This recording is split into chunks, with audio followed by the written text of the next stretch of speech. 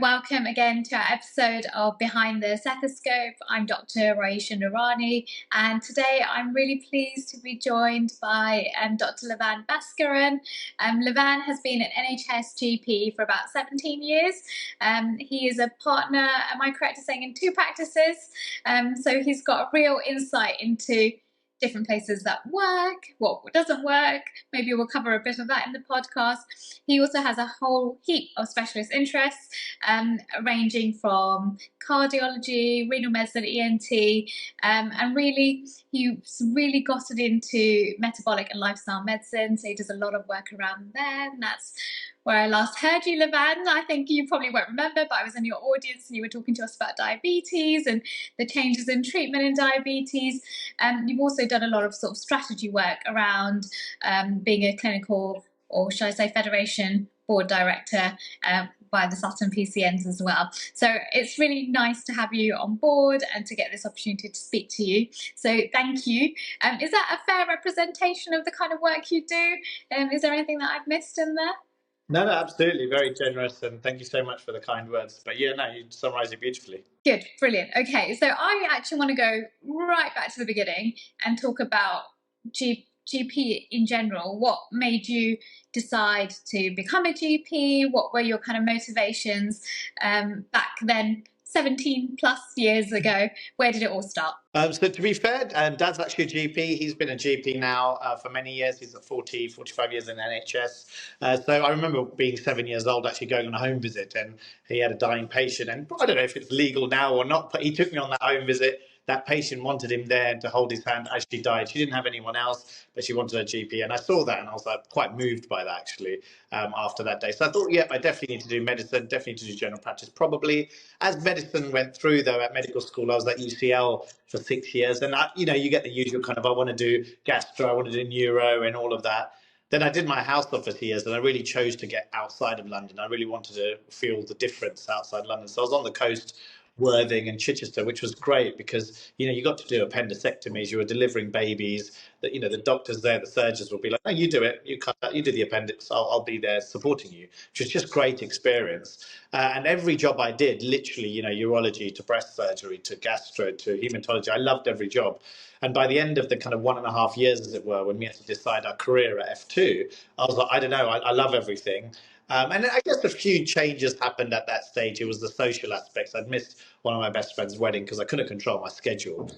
We asked, and I could have, I guess, lied and pulled a sickie on that day. But morally, I haven't taken a day off sick in my whole time in general practice and working. So I didn't want to start then. So I decided, no, I think in the future I just want to have control of my schedule, which then brings me along to now being in general practice, where as being a partner, we're our own managers. So actually, if I want to take leave, if I want to take time talking to you today and have enjoyable conversations, I can do that quite comfortably. That's really interesting, isn't it? So you kind of went into it thinking you'd get a bit of a better balance, and to some degree it sounds like you have. I guess looking back at your dad being a general practitioner, how was that? So it sounds like you've had some moments where you've really seen medicine in its authenticity and seen the amount of care that we can give as GPs. Were there some of the same pressures in general practice back then? Did you recognise that in those days? Yeah, very good question. I guess probably not so much. I mean, the litigation risk is obviously much higher now. You can imagine documentation. You can just put chest infection, amoxicillin, done. Those kind of pressures weren't there.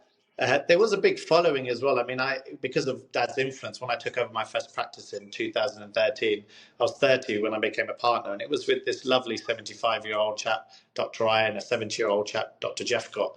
And when they offered me the partnership, I was actually saying, no, I'm ready to go to Australia, actually, with my wife. We just got married, and I was ready to go, and I actually declined the partnership. And it was only after speaking to Dad, he was like, look, these are guys respectfully are older, and they've told you yourself they're going to not be here in a few years. You could create your own team. And I saw them when I first started as a GP partner here. All the patients would come in going, oh, Dr. Baskaran, you didn't see me at the hospital the other day. And I go, why? What about that? So I was admitted, I was in hospital on the wards, and you should have come and see me. And I was like, wow, is that what they do here? And that was how general practice was like. You delivered babies in people's houses, you were there till death. And I still try to keep that tradition. I was at a funeral 2 weeks ago, one of my patients I've known for many years, learning about her history. I know during COVID, they were only allowed 30 patients, but fortunately, one of the patients that passed, they wanted me at the funeral. And those are the wonderfully enjoyment privileges that we have as GPs, that we can be there, holding people when they die. So I've tried to maintain it as best as I can. It's near enough impossible because you will burn yourself out trying to do it, which is why you need all your avenues. You need your special interests, you need your federation roles, you need to make your impact in society, you need to do your charity work, you need to make your staff happy, all the bits that keep your day to day. We talk about purpose and this idea of every day has to be meaningful. It can't be just I'm waiting 6 weeks or 10 weeks to my holiday, and then you get there and you're unwell because you're stressed, and then you get there. It has to be every day. Make your day enjoyable, and the way to do that, respectfully, sometimes is getting into a position where you're skilling up to a place where you enjoy aspects of your skills, and maybe become a partner so you can have kind of control of your schedule. That's really interesting. So many things that I want to pick up on there, Lavan. That bit about Australia and sort of then having a rethink. That's quite a big pivotal moment in your journey. It almost sounds like the general practice choosing it, that bit of it was maybe a bit more straightforward because you had that insight and you had a love of kind of all of medicine, which is what general practice is. But then it sounds like maybe the taking on the partnership was perhaps a much more pivotal moment. Talk me through that. What was that like? Because it's so common, isn't it? We see a lot of our GPs think about sort of moving to the sunny side of Australia, and although we have a sunny day today, that's not always the case. Yeah, tell me a bit about that. The difficulty is, for me, when I was 30, that was the decision to potentially become a partner. And my mindset was, well, Dad's still working. He was in his 60s, I assume, at the time. Do I want to be a partner at 30 and literally do no real career change till I'm, 70, 75? That was what was quite scaring me. I thought, if it was something where I could progress more, yes, the idea of having another practice, yes, special interest, you could make life enjoyable, but was it good to change them? And that was where I had to make that decision. Am I committing to this, or do I want to be more kind of salary based and kind of locum based? And the people always talk about this grass is greener. I had another chance about a couple of years ago when things were getting a bit tougher here, and I did have another opportunity where Dubai came up. They were offering 3 times your salary, money to move over, a nice house. All these come, and people always talk about this grass is greener, tax is better, all that. But actually, you can still make the best of what we have. We have the opportunity that you don't have to work 5 days as a GP here. Yes, you need income, fine, then do 3 days and do your special interest 1 day in a leadership role. If you want to work 5 days, you can work 5 days. If you want to work 7 days, you can work 7 days. We're in this wonderful position where we have a medical degree in this country, in most cases, where we are very highly respected across the world. So you were saying you've had a few points in your life where you've had to really commit to being a UK GP and not moving to Australia or thinking about Dubai, where potentially financially it may have made more sense at that time. And you mentioned a few things. One of them was, it was times where you really had to recommit to general practice and think about where your commitment lies. But you also talked about, the flexibility and the ability to care. I guess I'm starting to think, what was it? What were the things that is it just because you're a die-hard GP, UK GP, and that's what keeps you within the NHS and stay with it and encourage you to stay within the UK? Or is there something else there that's keeping you here, particularly when you've been presented with recurrent opportunities to try out somewhere else? Yeah, no, good question. I mean, I guess for me, yes, being going through the NHS system, there's a bit of loyalty there. You feel morally obliged to help, and no matter how difficult things get, you want to be there to try and help and support. Of course, being in this job and being a partner since 2013, you build a bit of a following. There is a group of patients that I have a lovely relationship with. I can get frustrated with them on the phone, and they'll apologise to me for getting me frustrated. I see them, and I don't have to give them a prescription. They're quite happy just to hear my advice and go on. But I think as we get older, as I've got older, I'm 41 now, I realise it's not just about the job. There's so many elements to life. Your kids, where they go to school, the pressures attached to there, the school mums, the school dads, the family that you have nearby, the activities you do, the gym you join, the journey you take to school, the journey you take to work, your colleagues at work. There's so many elements to making this kind of purpose in the day good. Theoretically, when you go to a different place, you're going to have to restart or redo all of that all over again. And my worries there is, yes, actually, maybe the money's a bit better, or maybe the beach is a bit closer, or maybe the holidays may be a bit more exotic. But actually, when you really look at it and balance all of these factors up, especially now that I've established myself, and you get wonderful opportunities. Even today, one of the companies that contacted me saying, "Could I be a teacher on this online platform?" It's a portal where practitioners who need advice, they can just contact you. You see them and for virtually, and you get paid for it. So it's another avenue of an income. It's an enjoyable thing. You're giving back to your colleagues where they can get better at diabetes or kidney disease. So every kind of week or two, you're getting other new lovely opportunities. Another one where a company who make a skin product, they want to get in touch with me asking, can I advise on them, be their medical advice? So I always feel, why would I jump to all of that where I can still see my enjoyable part of general practice? And really, my job should be to make that as wonderful and as best as it can for me and the patients. That makes complete sense. And you talk about all these different opportunities, and you're real. You're a real supporter of thinking about partnership, which I love, and I'm probably biased in that sense. But we're living in a times where we worry what partnership might look like in the future, and actually, there's lots of salaried and locum GPs where partnership isn't really something that is an option for them at their point in life. How do they get that balance when they're in that position? Yeah, good question. I mean, when just before COVID, locum, was clearing up, I had offers of 1,200 a day. I mean, I'll put my hand up and say that's well above what I get as a partner per day. And, good times roll, but then COVID hits, everything goes down. Now I know it's a massive struggle for locums. And for me, the salary, yes, a wonderful opportunity. There's no responsibility in terms of management, which can be a real stress. But also there's an enjoyment of managing, helping, support, maybe doing a night out for your staff, the enjoyment you get seeing them happy, you funding that pizza once a month, all of these small things is quite good as a manager, as a partner to do. And of course, who you work with, if your partners are wonderful and great and you get along and you can go, we went to Paris last weekend. It was one of my partner's birthdays, his 40th. So we said we're going to go to Paris for the day, on a Saturday. And we enjoyed that. It was time together. We learned about each other. We don't always learn about at work. And I think for me, if partnership was a 5-day job, I probably would say, look, do your salary, do your locum, do a few days and crack on. You can still make partnership a 2-day, I think. I think you need a minimum of a 2-day partner. But you can still do a 2-day and still make a massive impact there, as well as then do whatever else you want to do. If you're a mother or father, you want to spend time with the kids, or you want to do your special interest, you can. So for me, still, I think, when I go on holiday, I know respectfully I'm still getting paid because it's in my annual leave quota. If I want to take more leave, I can take unpaid leave. I have the right, I'm the partner, I can do that. And all of these other benefits where I can then use my partnership as a platform, which I have done, to then speak to colleagues. When I speak to AstraZeneca, Novo Nordisk, all these drug companies who want to do work with me, well, I'm a partner. I'm coming from a position of respect and good level. So for me, I still encourage partnership. I say don't go 5 days. If you burn out, don't go 4 days even. Try and do a 2-day maybe, and then kind of find your hustles. Find your thing on, like I do the ADHD stuff privately, or go and work for AstraZeneca and do some talks for them, on education.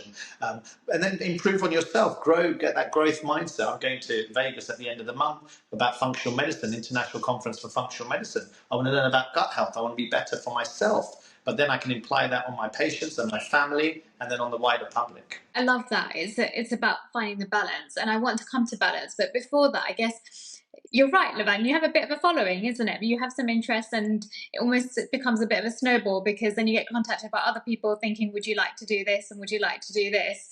And at some point, you're kind of in a position where you're going, "Well, I don't have time to do all of this."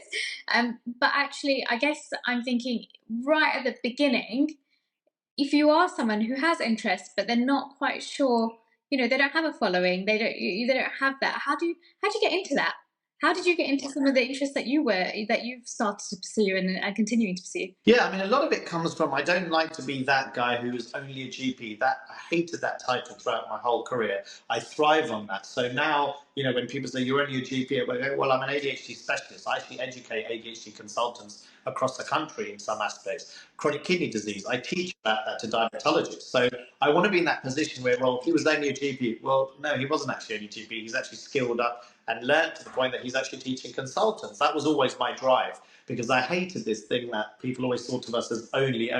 So I guess from our area of weakness, transgender health, diabetes, chronic kidney disease, ADHD, ENT. If you look at all of these are all my weaknesses. At medical school, I never understood diabetes. Transgender, I didn't even understand that until 2 years ago.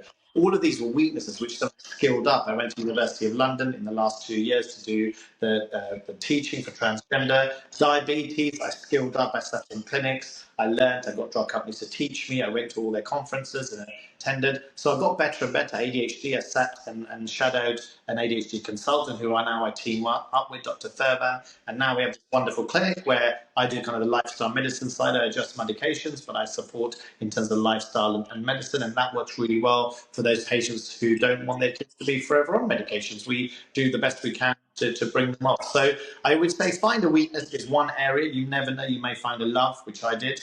Or if it is something you're interested in, be the best you can with it. Make it to the position that no one can touch you. I just go to the conference in America, pay that money. I was going on an ATLS course, trauma life support course in Harlem Hospital in New York, in my F2. Everyone laughed at me. Lavan, why are you getting me and my partner Kevin from my practice here? We went and everyone said, you're only a GP, what are you going to... I said, well, if a plane crashes, I still want to be in a position to save my family's life and everyone on the plane. So no, it is useful for me, and learning is wonderful. You can learn on absolutely anything.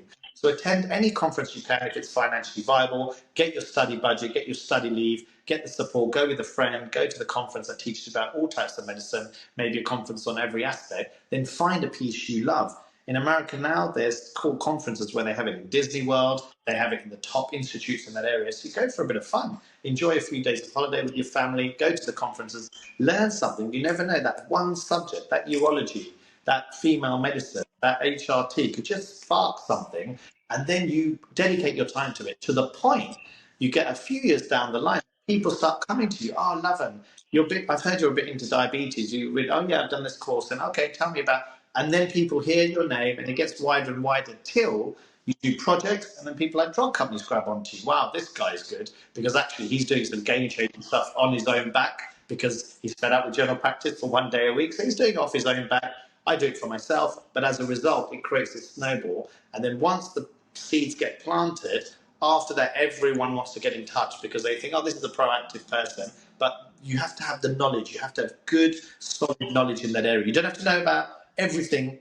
Well, you need to know about a little bit of everything in GP, and then your key special interest peaks. I love that. I absolutely love that. It's such a different way of looking at it because, so as you know, we have our whole VTS cohort and we always talk about specialist interests. And it's almost like the starting point is, well, what do people want and how do I get into that? Whereas actually, if you just focus on yourself and things that you're, interestingly, something you're weak in, which is really different from what you would normally sort of say, wouldn't you? Go, what you're interested in, let's just pursue that. But looking at something you're weak in and just bettering yourself actually makes you a more attractive candidate for getting into other things. So you almost have to work the other way around. I think that's really insightful. And I guess I talked about balance. And then now you're on the other end, and you're being approached, as you said, weekly, maybe more. I don't know, Lavan. But you're on the other side. How do you find the balance? I mean, you talked about having a good team of support around you in terms of your partnership, but surely, listening to you, I'm almost like, you could almost lead down the road of burnout. How do you check yourself? Do you have any strategies for that? Yeah, absolutely. I mean, I'd like to say at least from January 1st. I mean, it's been hard for the last few years, various pressures from things, ill health of family and pressures in other partnerships and things. There's been difficulties, but I can hand on heart say definitely since January 1st, where I've really focused around this kind of burnout idea. I don't think I've had a stressful day per se. If it's ever gone a little bit further, I check myself in. And for me, it's just, I think the key is, yes, like you said, the foundation, your home life, your relationship with your wife or husband or partner, your kids. You need to find everything that works for us. So for me, it's all about my children. As long as I'm there for my children and we go on nice holidays, that is my priority. If I end up spending any money I earn through my partnerships on holidays with my kids, I'm happy. It doesn't, I don't feel it's a waste. I like to put my kids through private school education. That's a personal preference. I just feel I want to do everything I can. So if the kids are the priority, everything has to come after. So I drop my son every morning without fail at school. That is my thing. Whether I'm on call or not on call, that's my thing. If you like it or don't like it, that's fine. But the way you need to be is get into a position where you can walk away from something. So if you don't like it or you don't feel like you're doing enough or you're not enjoying it as much, you should feel strong and comfortable to be like, I've had a good run, I've enjoyed it, but I'm happy to move on. But vice versa also, you should be in a practice or place or an institute where they don't want to let you go. So in a position that it's a respect thing. So I'm in that position where, on those other days, I have colleagues who will pick up the slack for me, but they know once Lavan's in the building, or if he needs to stay late till 9, 10, he can do. I don't do that. I will make it fixed with all my staff. I check up on all my staff, whether they're going to the gym, whether they're eating right, reducing their processed food, sugary drinks, whatever I try to live, I try to encourage with them. And I do try to fit in the gym. I think for me, the two biggest things that have changed since January 1st is I do fit in gym 2 to 3 times a week, and I journal. I reflect on every day. I wake up in the morning and reflect, what am I grateful for when there's war in Gaza, when there's war in the Ukraine. I just think, with all the rubbish, all the pressures, all the no money, the mortgages, the bills, that doesn't matter. At least I have a home. At least I've got a warm house with water, food, and kids. You write that every morning in a book, and I guarantee your perspective on life will change. And when you reflect on your day, how grateful you were that you had a nice coffee with your partner, you're grateful you have a wonderful partnership, you get to meet wonderful people like yourself and be asked questions because they feel you can serve a purpose or help them in some way. And if you can do little things like that, that certainly makes a difference. And then you need to know your stop. So for me, just before you, there was 2 kind of interviews for medical students. They reached through LinkedIn. But I give them time because you never know. One, you're doing them a favour. I would love it if there was other people who'd given me opportunities before. So those medical students, I hope in some sense they said that was really helpful, that Lavan. And maybe, you never know, in good karma, one day they go on to become, I don't know, health secretary. They may remember my name, that Lavan guy helped me out when I was really struggling. So I think, try and give people time. Try and take as many opportunities as you can, whether it's paid or whether it's not paid. AstraZeneca, and Novo Nordisk, these drug companies would pay me for 20 minutes, 1 hour work, a whole day of partnership work. That's how valuable that, they value my time. My private work, I do 3 hours of that. It's a 14-hour partnership pay in the NHS. But I wouldn't just go down that private because actually it can be quite mind-numbing. There's no team effort. There's only a few of us. So you've got to make it out where every day is a little bit chop and change, a bit interesting, a bit fun. Yes, there are pressures, but the moment it gets overwhelming, i.e., Lavan, you've got those 3 home visits you promised for a long time, but you've got these other things. Well, the other things, these meetings, they're kind people, they've waited. Like we had on Monday, a doctor sick, got to hold the on-call better. You can then be comfortable and they trust you enough to be like, look, that guy always gives up time for us. I think there's one occasion, of course, we'll rearrange our schedule for him. And you can mould it if it gets overwhelming. So, yeah, gym, I definitely say exercise. If you can't do that, do 10 minutes of training. It has a 4-day effect on your muscles and on your life. It, reduces your risk of dementia, reduces your risk of cancer. Anyone who's got ADHD, it reduces the risk. Do something movement-wise in your week a couple of times, but journal, write the stuff down. So when you read it over to yourself, your glasses that you wear about life, when you look at things, you're just like, that poor person is struggling. Maybe that's why they're having a bad day. That's why they're having a go at you. They can't get an appointment. They're frustrated. They're sick. They're having a go. Well, you can accept it and you'll be a bit kinder to those people. Amazing. I think I need to get a journal after this because I definitely need to start journaling. And I guess what you're saying is balance is around prioritizing your values. And if you know what your values are, then you know what direction you're going and that you're almost, I guess, staying true to yourself. And that's how you get balance in how you manage things. I kind of, you are managing a lot in different kind of areas. Do you ever say no to stuff? Do you ever go, oh, actually, I'm not sure? How do you do it? Tell us about that. Yeah, I've only recently, in the last year or so, and I think I have to give credit to drug companies and my private work for doing that. They value me. And I'm not saying the NHS doesn't value you, but we know the NHS is a higher structure. Whether I work this day or that day, we sometimes feel like we don't get valued. And we think we're like not a red carpet, like just a carpet. Patients you can do this, you can do that.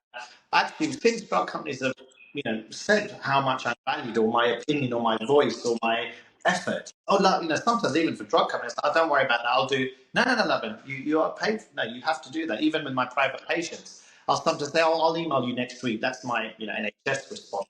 They're like, well, can we just not see you? And I'm like, well, yeah, but you have to kind of pay £250,000 for that. Yeah, that's fine. Even if it's 10 minutes, you think, my God, they value you.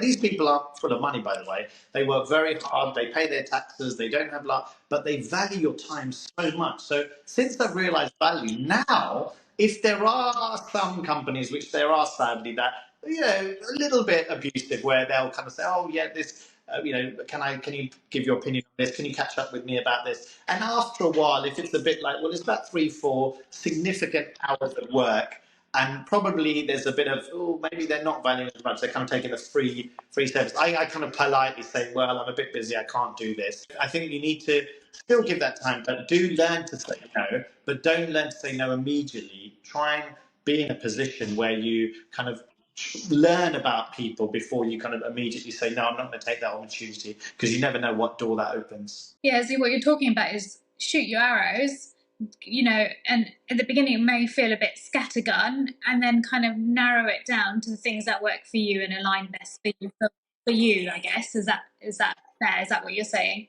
Yeah, exactly. And you never. I live by that, because every time I've done that, I think, except 1 or 2 occasions where it's probably been a bit detrimental, where I felt, look, it hasn't been worth it. It's been a lot of my time. I would say 98% of the time, it's taken me in all these kind of places. And also, you got to remember, it's not always about getting that monetary thing or there. Sometimes it's just that kind words afterwards. I'm so grateful because of what you did, and maybe a couple of weeks later, a good thing comes out of that as well.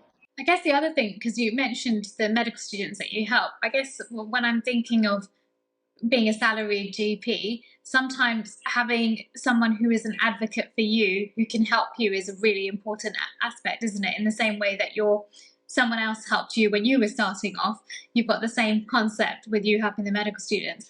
And the whole idea of mentoring, and I don't mean that in a formal way necessarily, but just, finding someone that understands you and that's happy to spend a bit of time is probably a really good way of working out what your values are, because we are all different and our values are, there's a generic stuff, family and hobbies, but actually our values are deeper than that, I guess, and kind of really reflecting on what that might look like on an individual basis is probably really important. Absolutely, and I think when I was a medical student and older, I wish people had told me about income. I wish people had told me about pensions and how much.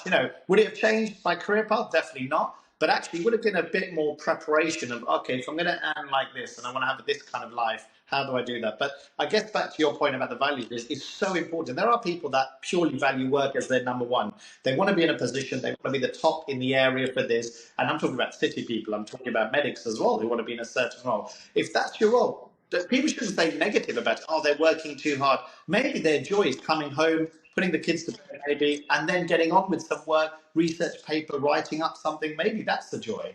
But actually, that's not always the case. In a lot of our cases, especially for me, if I have my kids as my priority, it makes life so much easier for me, because the moment that gets struggled, if I can't turn up for that sports day or that athletics club, and I promise I'll do a lecture for Astro or for Noma Nordic, then I know, I've got to start checking my parameters. But as long as that is being done, everything afterwards can be managed. I can speak to my partners and negotiate and say, do you mind, guys, if I just change my sessions for the next 4 weeks to do this? Or actually, I'm going to try and fit in this time. Can I do my clinic a bit later? And then vice versa.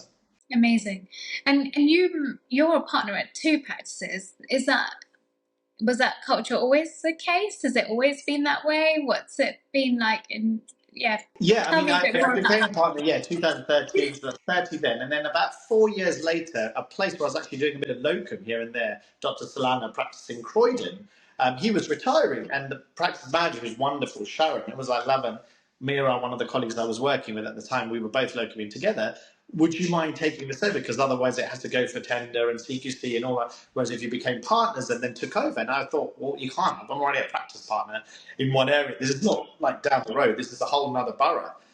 And then because my practice manager was so wonderful, and I just thought, well, it's a bit of a challenge. And I'd been doing, 4 or 5 years of general practice as a partner, and I got it. I understood it. And I was like, well, there is this risk again. Can I do the same one job, one partnership till I'm 70, 75? Yeah. So why don't we go for the challenge? And look, like with everything in general practice, if it doesn't work out, I'll step away. There's no contract holding me to say I have to work for this. If it doesn't work out, it doesn't. Had a go, and to be honest with you, it's great. It's opened other doors. You know, in Croydon, I then became Federation Director for our area, our Federation Croydon. I'm a clinical director now. I'm not that in Sutton. I was that in Sutton, but I'm doing all of my work in Croydon now. And that's some of the work I'm doing now with Interface and chronic kidney disease with AstraZeneca. We're now doing a big project in Croydon, 36 practices getting involved in doing a collaborative project. So again, something sparked from there. You sprouted one flower, and that flower initially was a small practice. We then merged it, in fact, with Dad's practice. So we became in 2,500, 7,500. We merged it together to make a 10,000 practice. And now that's a comfortable, safe, stable practice with 5 partners. And that's just running.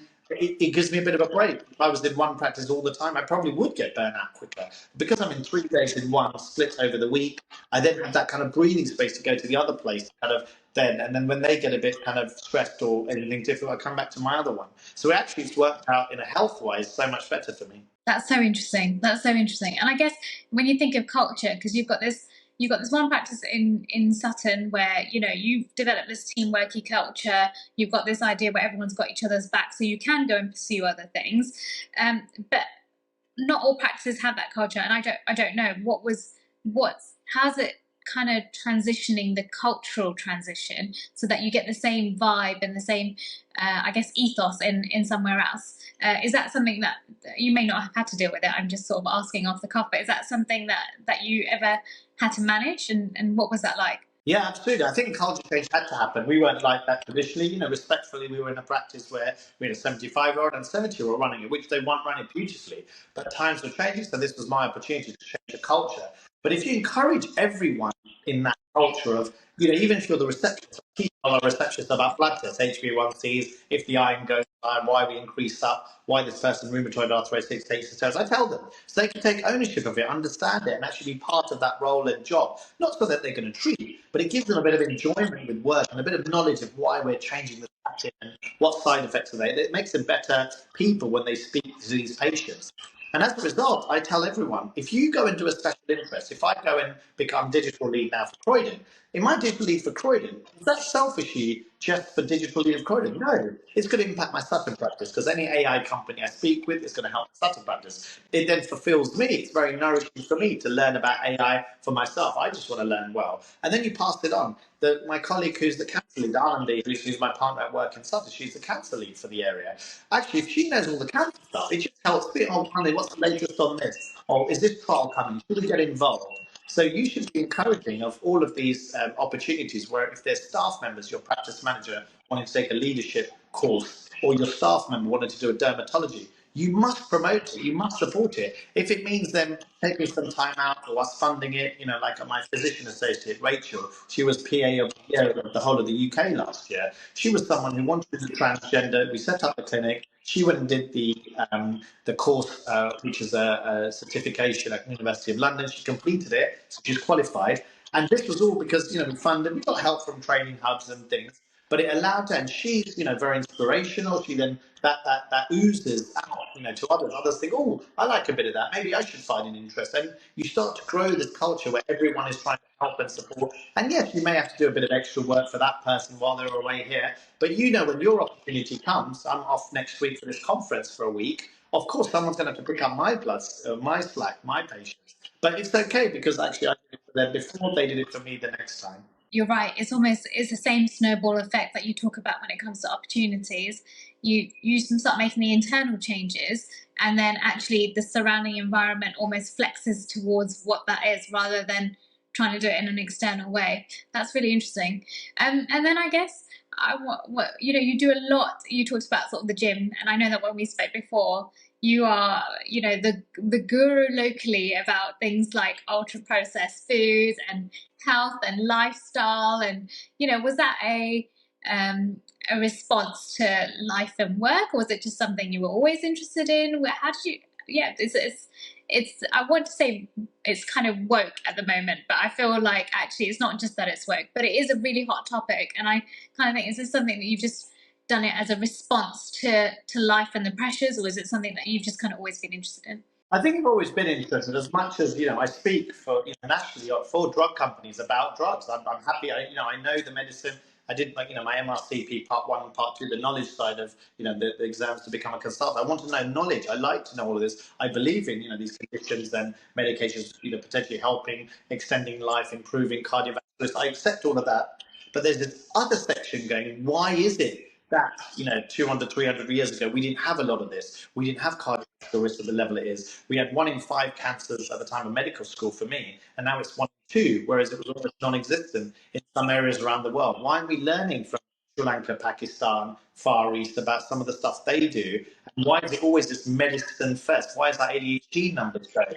Why are we not looking at the soil quality and seeing actually the quality of the soil is so poor that the nutrition is poor? Why are we not talking about microplastics in the fish and the chemicals that are there, the Teflon in the foods that all of this stuff, we're almost blindsiding and just going, yeah, you get diabetes, here's medication. Why can't we improve the gut health? If 90% of our serotonin, our happy chemicals are made in our gut, why is it we straight away reach for search as an antidepressant? If we can actually make our gut better, therefore by stopping unnecessary use of antibiotics in our kids, why don't we start asking them to eat kimchi, kombucha, kefir, sauerkraut, all of these things to enhance and make this better, and then not saying it replaces medication, but we have a bit of a fighting chance. Because otherwise, we get to this position where sadly obesity is rising. Now people are reaching for things like Ozempic, these weight loss medications, when they're not even that fat. And when they're being counselled, they're mentioning about thyroid cancers and bowel obstruction, but they're not talking about muscle. You're losing muscle when you use medications like Ozempic. And when you lose muscle, we know that your fracture risk increases as you get older.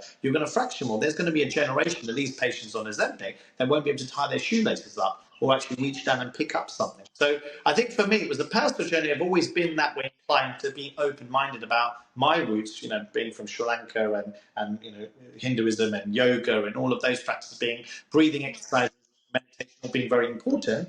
And now getting to a stage of actually, I'm not saying it's going to replace, say, chemotherapy, but could we have reduced that risk slightly by drinking that water in the morning, grounding yourself, doing the journaling, having a better level so that your cortisol levels are much more reduced. You're not in constant fight or flight to the point producing so much inflammation that's then, impacting hippocampus and the way we remember stuff. It's having such a detrimental effect. I think we need to take a bit of a pause, try and make work enjoyable so your cortisol levels are low, but actually just generally finding those breaks when things get too much, i.e. my Monday on calls that I have in Croydon, probably my hardest week. Whatever said and done, I go for a 45-minute walk no matter what. I'm on call, don't care. 45-minute walk, I go, just appreciate, have a coffee, have a tea, whatever it is, come back, and you work quicker because you're just refreshed and ready to go.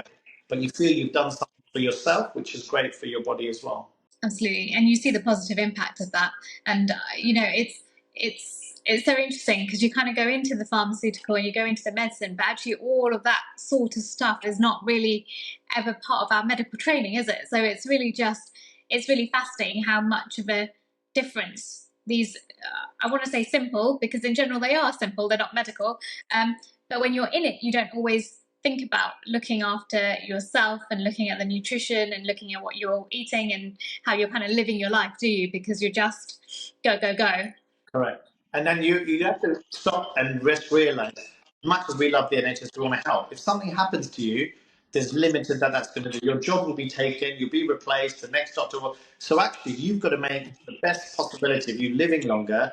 And that's not just a question of doing things just to live longer. You've got to improve the quality of life that you have. And if that means, 2 times a week, you don't earn for that session because you go to the gym, do something for yourself. If that means there's a spa attached to it and it's a bit more money and you are worried about the money, then maybe that Saturday afternoon when the kids are doing something with the grandparents, that is your 3 hours where you could do a bit of out of hours work for 3 hours, earn a decent income there. And I just found now that you can actually, we're such a privileged position where we can coordinate our week. We can literally work any time in those 7 days. I know for my wife, for example, because of scheduling, all the stuff I do and the kids, she enjoys it. In fact, after 6 o'clock, kids are in bed, I sort them out. She goes a nice 3 4 hours. That's her thing. It's the time away. She does a bit of out of hours in the day. There's various things. You can really make your life quite enjoyable as a result of the opportunities we have. I love that. And you can do that, because the perception is often, thinking about doing locum work to make that flexibility. But what you're presenting today is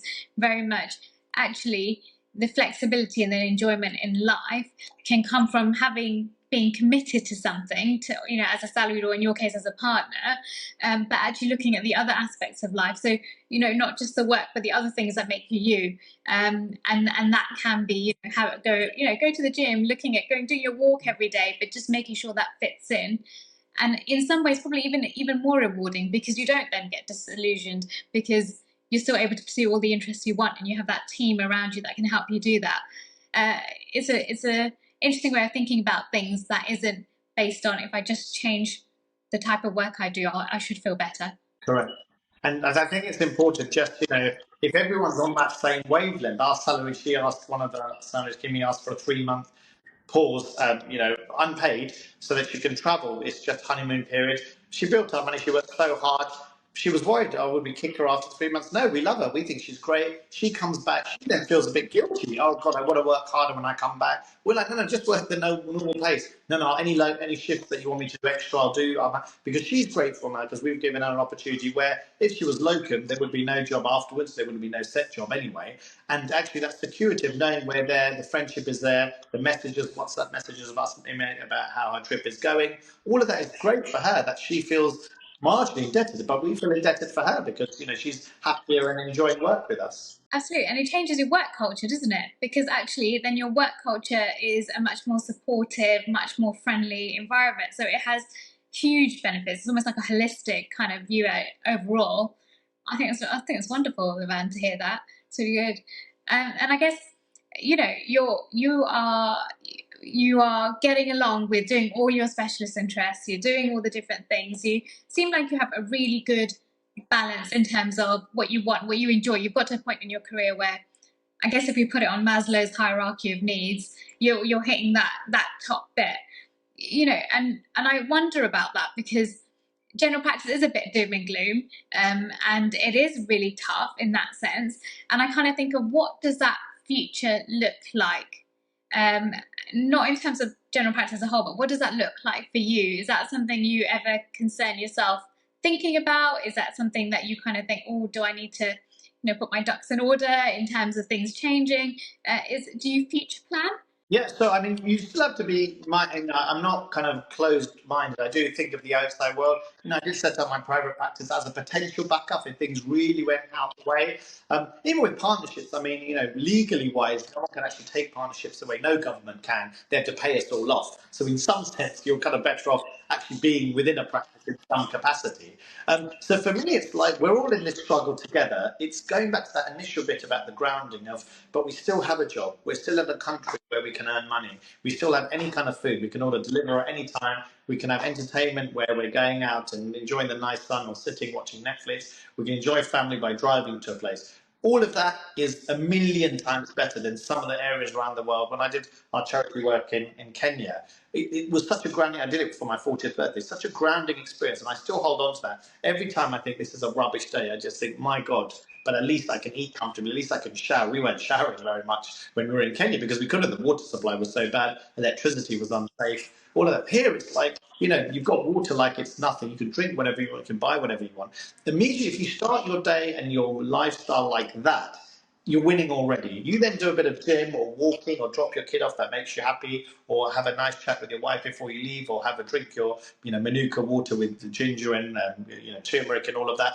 Do something for yourself there, and again, you've already got about 10 points before you start your day. You then listen to classical music, or even better, a podcast on your way into work. 40-minute drive, pain in the backside, 1 hour drive, but you listen to 1 hour of knowledge about sugar or lifestyle or exercising, or how meditation changes your brain structure to make it better. Then you're winning again. So by the time you enter work, as stressful as it can be, you're already 100% better than anyone else that you can feel that you know. So then when you start from that position, then we're all in this struggle together. Yes, we're all going through this. It's not where the general practice situation outside the NHS collapsing idea is just on you.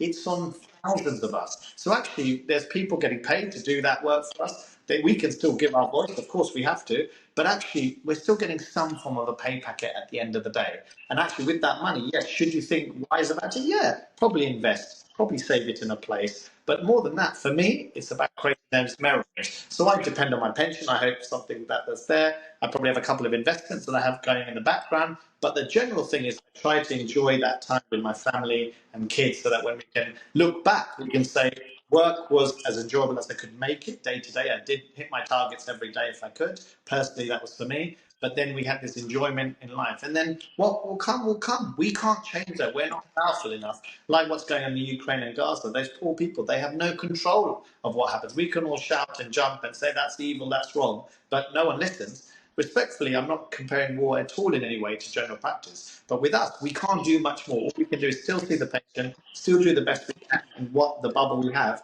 But the best you can do is we come into work, make that building, everyone in it, happier. So do your thing, give that leave where you can, buy that food and give that smile where you can, listen to the data of your reception staff of how it went. Doing that small kindness, they really appreciate it. That's the best you can do for them. Yeah, absolutely. It's not saying the anxieties are not valid. They're very much, things that we think about, and we need to future proof. But it's very much about actually that shouldn't make us feel negative in the sense that you still have that positivity mindset around you. I like that. I like that very much. And I guess just thinking about you have, in terms of the stuff that you do, you really seem to have found a nice balance in that way. I just kind of wonder if you had advice for people who don't feel that way in general practice, because I'd love to meet all GPs as positive as you are, but that's not always the case, isn't it? So what would you say to those GPs if you could give them a couple of tips or advice from your perspective? I think going to a generic conference will be good, and I think really mix it up. If I had a dream, if I was younger, I would have said I'll go to a conference in America on the respiratory, the cardio, all the aspects. And so what you'll get from that is when you just go out of the area or go out of the building or go out of the country even. Yes, it may be £1,000 course you might have to save up and put that. I appreciate that, but go somewhere where you can add on a bit of a holiday before and after, maybe with your family. Go with someone who's inspirational, kind of keen or like-minded. Go there and do that conference for 3 days or 4 days where you're learning different subjects, and guarantee something on there. The cholesterol or the data you read, oh, this thing could make this much of impact. That's quite an interesting area I'll look at, and just jot down what are the areas that you like.